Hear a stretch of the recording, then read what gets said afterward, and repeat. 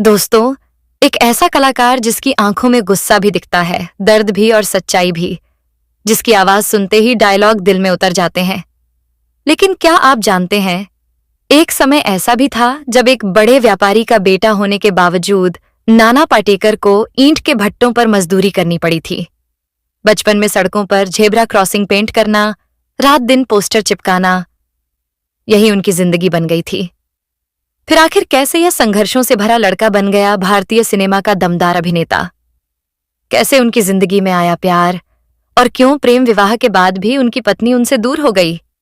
मशहूर फिल्म अभिनेत्री तनुश्री दत्ता द्वारा नाना पाटेकर पर लगाए गए यौन शोषण के आरोपों के पीछे आखिर क्या कहानी थी? और एक समय ऐसा भी था जब मनीषा कोइराला और नाना पाटेकर के प्रेम संबंधों की चर्चा पूरे बॉलीवुड में हुआ करती थी। लेकिन आखिर ऐसा क्या हुआ कि यह रिश्ता ज्यादा समय तक टिक नहीं सका और टूट गया? इतना ही नहीं, इस वीडियो में हम आपको यह भी बताएंगे कि आखिर क्यों एक समय नाना पाटेकर पर अपने पहले बेटे की मौत को लेकर भी गंभीर आरोप लगाए गए थे। दरअसल नाना पाटेकर का जन्म 1 जनवरी 1951 को मुंबई के एक मराठी परिवार में हुआ था। इनके पिता का नाम दिनकर पाटेकर था, जिनका कपड़ों का अच्छा खासा व्यवसाय हुआ करता था। वहीं उनकी मां संजना पाटेकर एक कुशल गृहिणी थीं। शायद ही आपको पता हो कि नाना पाटेकर का असली नाम विश्वनाथ पाटेकर है। नाना अपने सभी भाई बहनों में सबसे ज्यादा सांवले थे और इसी वजह से उनके मन में बचपन से ही एक हीन भावना घर कर गई थी। उन्हें लगता था कि उनके पिता शायद उन्हें सबसे कम प्यार करते हैं। नाना पाटेकर के पिता दिनकर पाटेकर को तमाशा देखने का बहुत शौक था। तमाशा महाराष्ट्र की एक लोकप्रिय लोक नृत्य और नाट्य कला है। जब भी उनके पिता तमाशा देखने जाते तो अपने बच्चों को भी साथ ले जाया करते थे। बचपन में भले ही नाना को तमाशे की ज्यादा समझ नहीं थी, लेकिन जब वे अपने पिता के चेहरे पर खुशी देखते तो उन्हें भी बहुत अच्छा लगता था। यही कारण था कि बचपन में ही नाना ने मन में ठान लिया था कि बड़े होकर वे भी थिएटर करेंगे, ताकि उनके पिता खुश रहें और शायद उन्हें भी ज्यादा प्यार करने लगें। इसी सोच के साथ नाना बड़े हो रहे थे। उन्होंने दादर के समर्थ विद्यालय से अपनी शुरुआती पढ़ाई पूरी की। लेकिन तभी उनकी जिंदगी में एक ऐसा मोड़ आया जिसने सब कुछ बदल कर रख दिया। जब नाना करीब 13 साल के थे, तब उनके परिवार पर एक बहुत बड़ा संकट आ गया। उनके पिता के टेक्सटाइल व्यवसाय में ठीक वैसा ही धोखा हुआ जैसा बाजीगर फिल्म में शाहरुख खान के परिवार के साथ दिखाया गया था। उनके एक भरोसेमंद कर्मचारी ने विश्वास जीतकर धोखे से पूरा बिजनेस और संपत्ति अपने नाम कर ली, और देखते ही देखते नाना पाटेकर का परिवार सड़क पर आ गया। उन्हें अपना आलीशान घर छोड़कर एक छोटी सी चौल में रहने को मजबूर होना पड़ा। हालात इतने खराब हो गए थे कि कभी-कभी एक वक्त की रोटी जुटाना भी मुश्किल हो जाता था। परिवार की यह हालत देखकर नाना पाटेकर समझ चुके थे कि अब सिर्फ पढ़ाई से काम नहीं चलेगा। उन्हें पढ़ाई के साथ साथ काम भी करना पड़ेगा। स्कूल से घर आने के बाद नाना पाटेकर करीब 8 किलोमीटर दूर एक ईंट के भट्टे पर जाया करते थे। वहां अपने छोटे छोटे कंधों पर परिवार की जिम्मेदारी उठाए यह बच्चा करीब 6 घंटे तक ईंट ढोने का काम करता था। जब कभी थोड़ा ज्यादा समय मिल जाता तो सड़कों पर बनने वाली जेब्रा क्रॉसिंग की पेंटिंग का काम भी किया करते थे, और कभी कभी तो रात के अंधेरे में फिल्मों के पोस्टर दीवारों पर चिपकाने का काम भी किया करते थे। इन सभी कामों में उन्हें सबसे ज्यादा पैसे पोस्टर चिपकाने के काम से मिला करते थे। नाना पाटेकर को पेंटिंग करना बहुत पसंद था, और शायद यही कारण था कि धीरे धीरे उनकी स्कूली पढ़ाई पूरी होने के बाद उन्होंने अपने ही कमाए पैसों से sir J school of art में एडमिशन ले लिया। कॉलेज में पढ़ाई के साथ साथ वे अपनी जीविका चलाने के लिए छोटे मोटे काम भी करते रहे। जब उनकी पढ़ाई पूरी हो गई तो उन्हें पुणे की एक एड एजेंसी में नौकरी मिल गई। उस समय उन्हें करीब 2500 रुपये महीना वेतन मिला करता था, और उस दौर में यह रकम काफी बड़ी मानी जाती थी। लेकिन नाना पाटेकर ने अपने पिता से एक वादा किया था, और वह वादा था थिएटर करने का। एक दिन अपने दिल की आवाज सुनकर उन्होंने यह अच्छी खासी नौकरी छोड़ दी और थिएटर ज्वाइन कर लिया। जहां नौकरी में उन्हें हजारों रुपये मिलते थे, वहीं थिएटर में एक शो के सिर्फ 50 रुपये मिला करते थे, और महीने में भी मुश्किल से 7-8 शो ही हो पाते थे। उनके इस फैसले के खिलाफ उनका पूरा परिवार खड़ा हो गया। लेकिन इस मुश्किल समय में अगर कोई उनके साथ मजबूती से खड़ा था तो वह थे उनके पिता। जब नाना पाटेकर ने थिएटर ज्वाइन किया और अपने पिता की आंखों में खुशी की चमक देखी, तो उनके लिए वही सबसे बड़ी दौलत थी। थिएटर करते करते करीब 2 साल बीत गए और अब नाना पाटेकर एक अच्छे अभिनेता के रूप में पहचाने जाने लगे थे। एक दिन थिएटर का शो खत्म होने के बाद एक आदमी उनके पास आया और बोला, तुम बहुत अच्छी एक्टिंग करते हो। मैं एक फिल्म डायरेक्टर हूं और एक फिल्म बना रहा हूं। क्या तुम उसमें काम करोगे? नाना पाटेकर ने बिना सोचे समझे तुरंत हाँ कर दी। यह फिल्म थी गमन। हालांकि यह फिल्म उस समय फ्लॉप हो गई और नाना पाटेकर को इससे कोई खास पहचान नहीं मिली। इस असफलता ने उन्हें एक बार फिर मुंबई से वापस पुणे लौटने पर मजबूर कर दिया और नाना पाटेकर एक बार फिर थिएटर की दुनिया में लौट आए। लेकिन उन्हें नहीं पता था कि आने वाले समय में यही थिएटर उन्हें हिंदी सिनेमा का बड़ा सितारा बना देगा।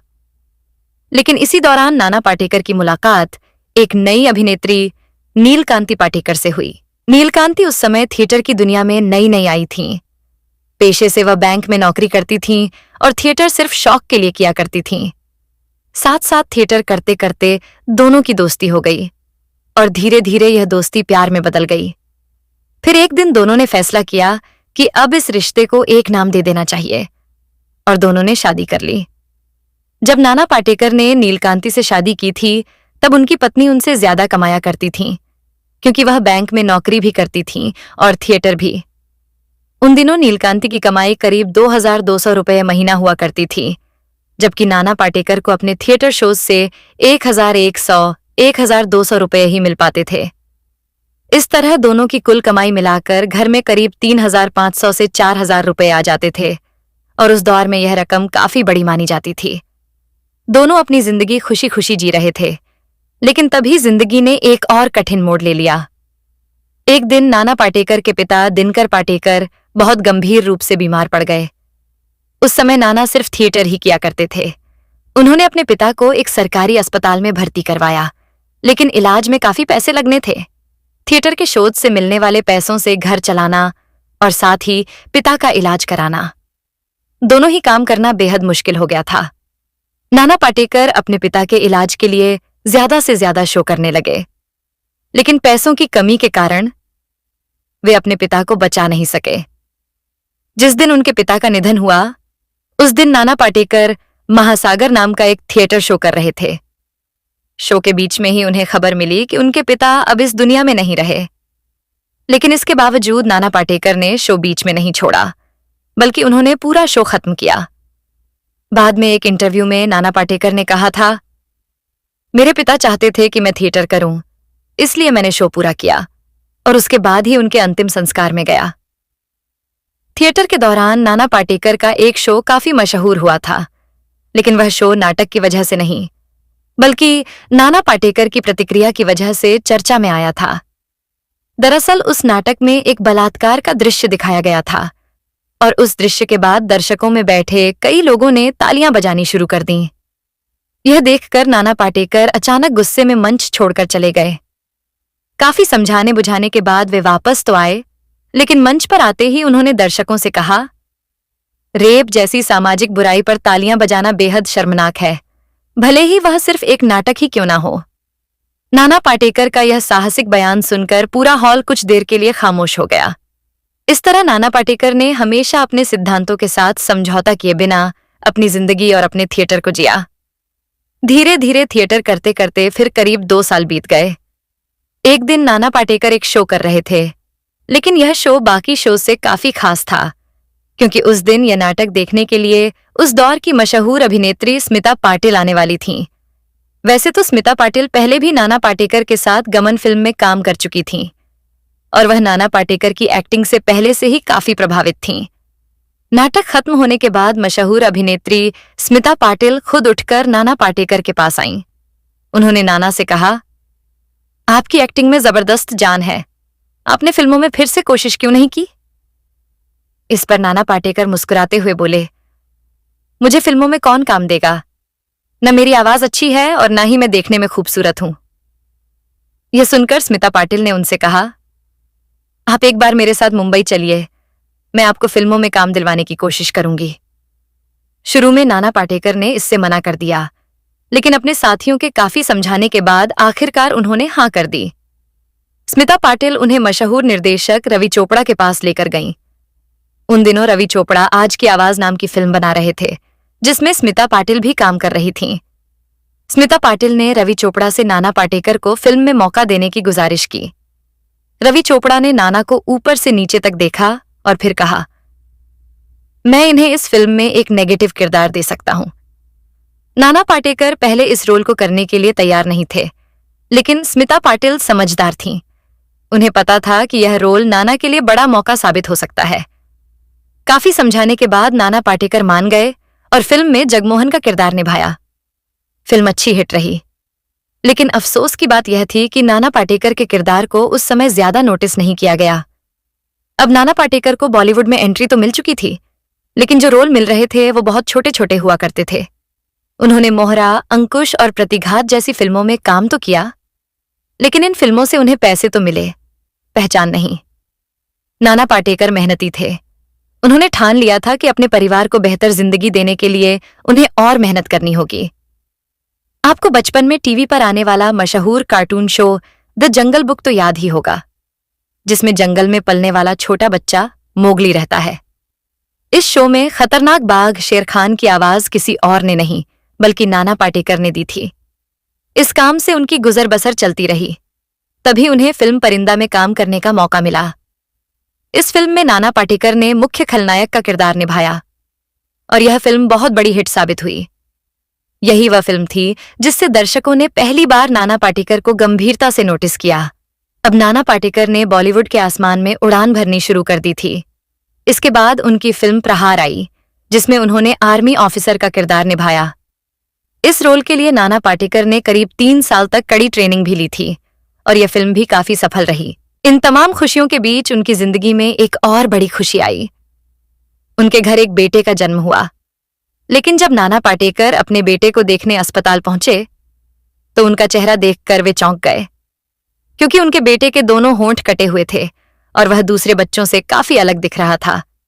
कहते हैं कि इस बात से नाना पाटेकर अंदर से काफी टूट गए थे।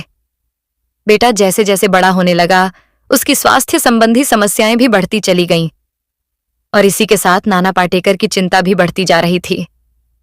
लेकिन किस्मत को शायद कुछ और ही मंजूर था। बेटे के जन्म के करीब 2 साल बाद ही उसकी मृत्यु हो गई। उस समय मीडिया में कई तरह की खबरें फैलने लगीं। कुछ लोगों ने तो यहां तक कह दिया कि नाना पाटेकर अपने बेटे का चेहरा नहीं देखना चाहते थे और इसी वजह से उन्होंने उसे जहर दे दिया। लेकिन सच्चाई इससे बिल्कुल अलग थी। परिवार के करीबी लोग बताते हैं कि एक दिन नाना पाटेकर की पत्नी नीलकांति पाटेकर को अचानक किसी जरूरी काम से बाहर जाना पड़ा। उन्होंने अपने बच्चे को घर पर सोता हुआ छोड़ दिया। उन्हें लगा कि जब तक वह वापस आएंगी तब तक नाना घर पर ही हैं और बच्चे का ध्यान रख लेंगे। कुछ देर बाद बच्चा नींद से जाग गया और जोर जोर से रोने लगा। नाना उसी कमरे में मौजूद थे, लेकिन वह दूसरी तरफ मुंह करके किताब पढ़ रहे थे ताकि उन्हें अपने बच्चे का चेहरा न देखना पड़े। लेकिन वह मासूम बच्चा रोए ही जा रहा था। आखिरकार नाना ने उसकी तरफ मुंह कर ही लिया। बच्चा इतना जोर जोर से रो रहा था कि उसका पूरा चेहरा लाल पड़ चुका था। जैसे ही बच्चे ने अपने पिता को देखा, उसने अपनी छोटी छोटी बाहें फैला दीं, मानो वह अपने पिता को अपनी गोद में आने के लिए बुला रहा हो। वह दृश्य बेहद करुण और भावुक था। उस मासूम की फैली हुई बाहों ने नाना पाटेकर के अंदर छिपी पिता की भावनाओं को जगा दिया। अब वह अपने बेटे को रोता हुआ नहीं देख पाए। उन्होंने तुरंत आगे बढ़कर अपने बेटे को गोद में उठा लिया और उसे थपथपाकर चुप कराने लगे। उस पल शायद पहली बार नाना पाटेकर के दिल में अपने बेटे के लिए जो दूरी थी वह धीरे धीरे कम होने लगी थी। अब हालात पूरी तरह बदल चुके थे। नाना पाटेकर अपने बेटे से बेहद प्यार करने लगे थे। कभी कभी तो वह अपने बेटे के प्यार में इतने खो जाते कि 2-2, 4-4 दिन तक शूटिंग पर जाना भी भूल जाते। बेटा भी अपने पिता के साथ बेहद खुश रहता था। दोनों के बीच एक गहरा लगाव बन चुका था। लेकिन अफसोस, यह खुशियां ज्यादा दिनों तक टिक नहीं सकीं। कुछ समय बाद अचानक उनके बेटे की तबीयत बहुत खराब रहने लगी।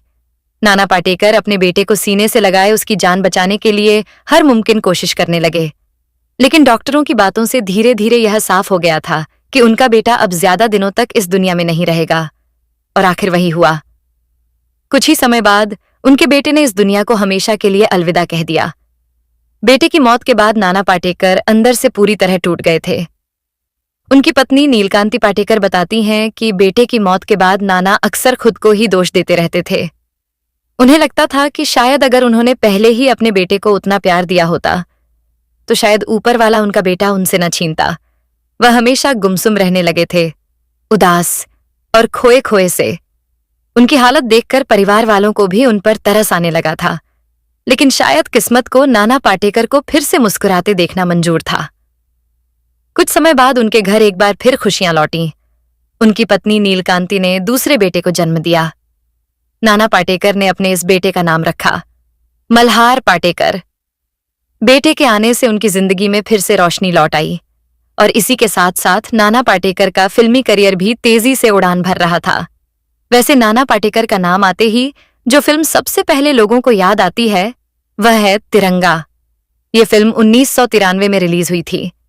जब फिल्म के डायरेक्टर मेहुल कुमार इस फिल्म की स्क्रिप्ट लेकर नाना पाटेकर के पास पहुंचे तो नाना ने इस फिल्म को करने से साफ मना कर दिया। उन्होंने कहा, मैं कमर्शियल फिल्में नहीं करता।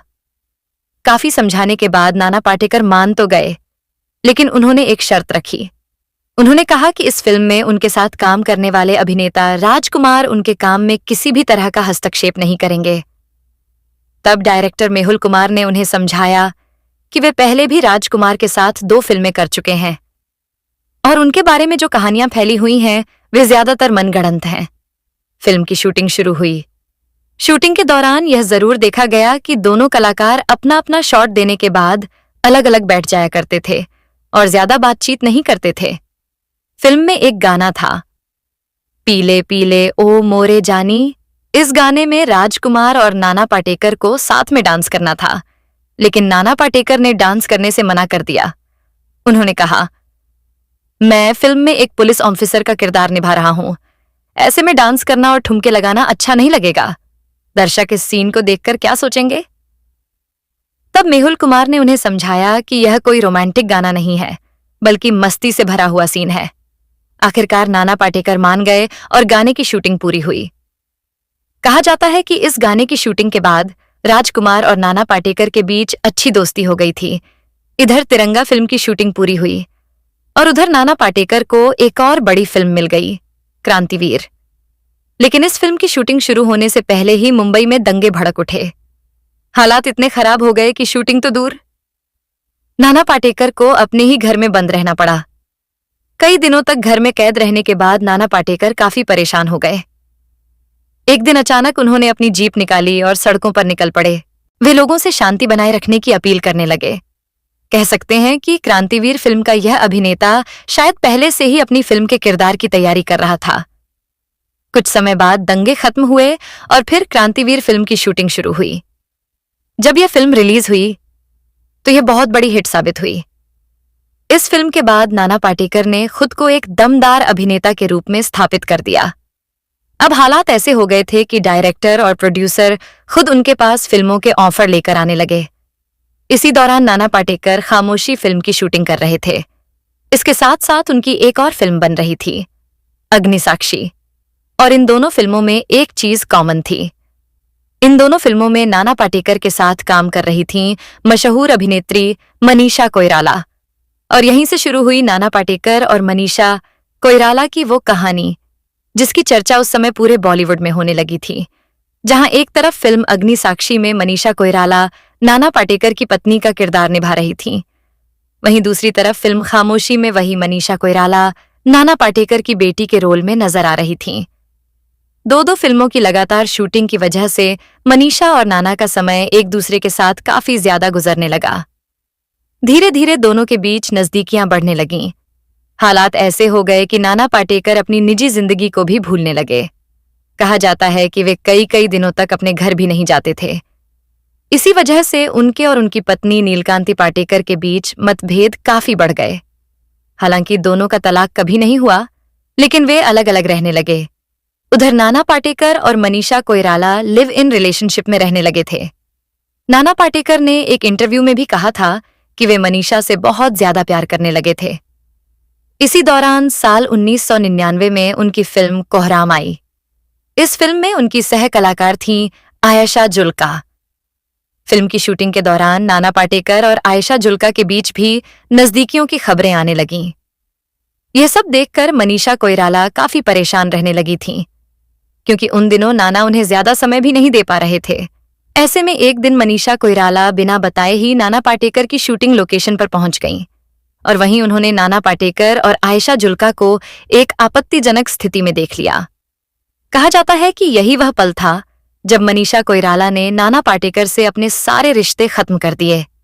नाना पाटेकर की जिंदगी का एक और विवाद साल 2007-2008 के दौरान सामने आया, जब वे फिल्म हॉर्न ओके प्लीज की शूटिंग कर रहे थे। इस फिल्म में एक आइटम सॉन्ग की शूटिंग होनी थी, जिसे अभिनेत्री तनुश्री दत्ता पर फिल्माया जा रहा था। इसी शूटिंग के दौरान एक ऐसी घटना हुई जिसने पूरे बॉलीवुड को हिलाकर रख दिया। तनुश्री दत्ता ने नाना पाटेकर पर सेक्सुअल हैरेसमेंट का आरोप लगाया। तनुश्री का कहना था कि जिस दिन इस गाने की शूटिंग हो रही थी, उस दिन नाना पाटेकर का उस सीन में कोई काम ही नहीं था, लेकिन इसके बावजूद वे सेट पर आ गए और कुछ ऐसी हरकतें करने लगे जिससे तनुश्री दत्ता खुद को असहज महसूस करने लगीं। जब तनुश्री दत्ता ने इसके खिलाफ आवाज उठाई, तो फिल्म की पूरी टीम नाना पाटेकर के समर्थन में खड़ी हो गई। इस घटना के बाद पूरा बॉलीवुड दो हिस्सों में बंट गया। कुछ लोग तनुश्री दत्ता के साथ थे, तो कुछ लोग नाना पाटेकर के समर्थन में। और यही विवाद कई सालों तक बॉलीवुड की सबसे चर्चित घटनाओं में से एक बना रहा। इस विवाद के दौरान ज्यादातर लोग नाना पाटेकर के समर्थन में खड़े नजर आए, क्योंकि इससे पहले लोगों ने उनके लव अफेयर्स के बारे में तो सुना था, लेकिन इस तरह के आरोपों के बारे में पहले कभी चर्चा नहीं हुई थी। कुछ समय बाद तनुश्री दत्ता ने भी धीरे धीरे बॉलीवुड से दूरी बना ली। वैसे किरदार कैसा भी हो, लेकिन नाना पाटेकर उसे इतनी सच्चाई और ताकत से निभाते हैं कि वह किरदार अपने आप ही दर्शकों के लिए यादगार बन जाता है। शायद यही वजह है कि उन्हें कई बार राष्ट्रीय फिल्म पुरस्कार यानी नेशनल फिल्म अवार्ड से भी सम्मानित किया जा चुका है। फिर चाहे वह फिल्म परिंदा हो, अग्निसाक्षी हो या फिर क्रांतिवीर। हैरानी की बात यह भी है कि इतने बड़े स्टार होने के बावजूद नाना पाटेकर आज भी बहुत साधारण जिंदगी जीना पसंद करते हैं। कहा जाता है कि वह लंबे समय तक अपनी मां के साथ एक साधारण 1 BH के फ्लैट में रहते थे, और अक्सर खबरों में यह भी सुनने को मिलता है कि नाना पाटेकर गरीब और जरूरतमंद लोगों की मदद करते रहते हैं। जब कुछ समय पहले महाराष्ट्र में सूखे की स्थिति आई थी, तब नाना पाटेकर ने कई किसानों की 1-1 लाख रुपए की मदद भी की थी।